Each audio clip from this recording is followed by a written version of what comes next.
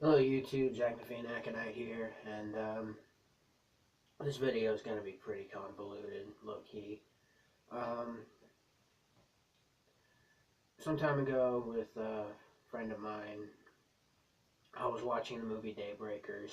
I wanted to see how they react to it, of course, and, obviously for those of you who aren't aware, it's about a society of vampires that are running low on humans, and they either need to find a cure for themselves or they need to find a blood substitute ASAP.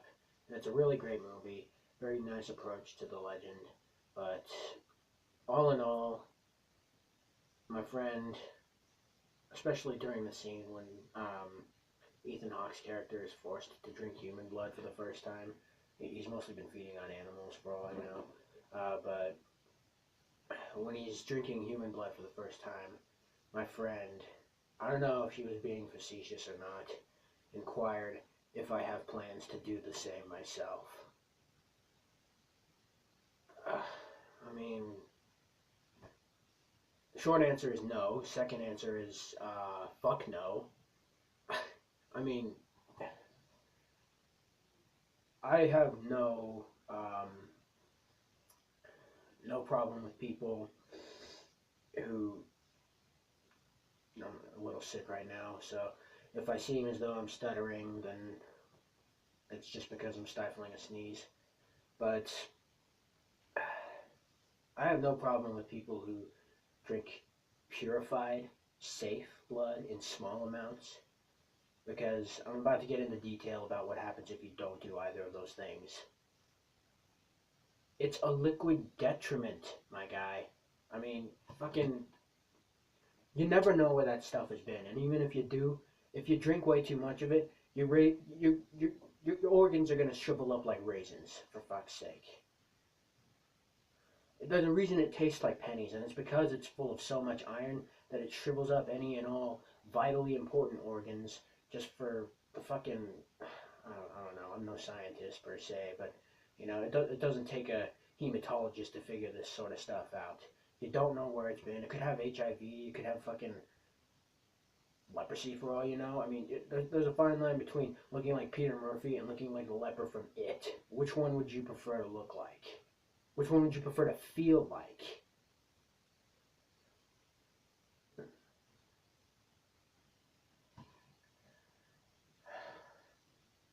I don't know, man. I mean, goddamn, it's as simple as following the rules. Don't go against your better judgment. I mean, the only reason anyone would really feel the desire, not so much the need, to drink any blood is because they feel by their religion or whatever the fuck that they can get some degree of life force from whoever it's from, be it an animal or a human. And I can understand that from a philosophical standpoint, which is why, Catholics of all people, they've got the whole deal with, the wine and the wafers and shit. But that's just for the sake of, the metaphor, man. I mean, goddamn, it's as simple as, you know, it's liquid iron, really. Don't don't hoover the whole fucking, pitcher or whatever the fuck, even shot glasses of it is questionable. Me personally, I'd say don't do it, but if you're already doing it, then just be fucking careful, alright? Know your sources. Don't, it's like sex. Don't fucking, do whatever, wherever, with whomever, unless you know better. And the worst part is I feel like I'm, a broken record trying to say this sort of shit. It's come up several times. This is the first time I'm actually addressing it with the people I go among. But just fucking, is it so hard to use basic common knowledge, or is common knowledge even a trend anymore? Like, what? Why? There was this joke that happened some time ago between myself and my brother. We started saying the expression "use your head," and then I facetiously said "which head," um, because we're both male.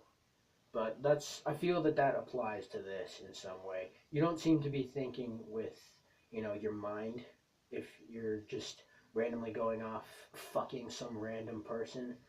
So if you wouldn't do that, then don't do something similar, just as potentially detrimental with blood.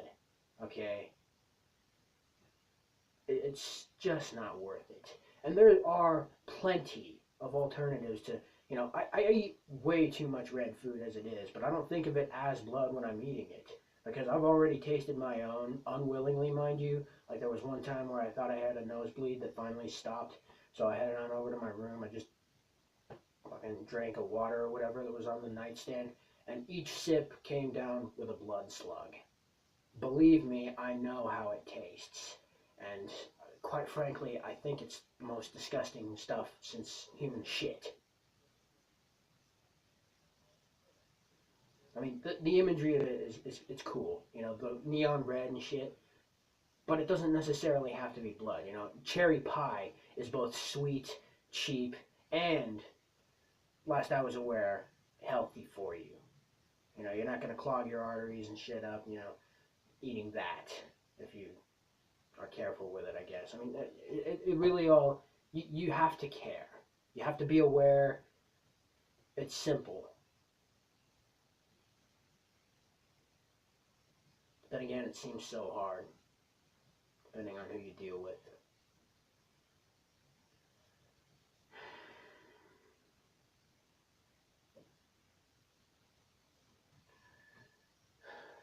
I actually felt betrayed by this friend of mine.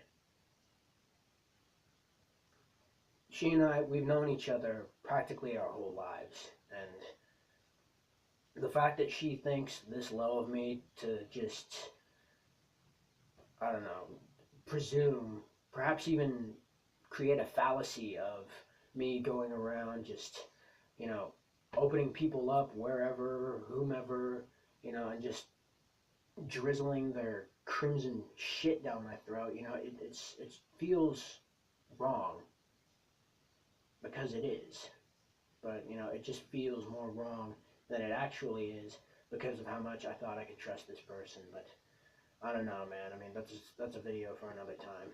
So, uh, I don't know, man. I mean, just choose your sources carefully, choose your friends carefully, and just show care. Don't be apathetic about where and when you seek anything, for that matter. It could be something as simple as actual sustenance, for all you know.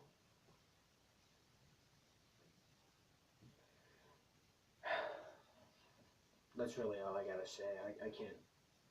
I can't stress it enough, but yeah, that's really all there is to it.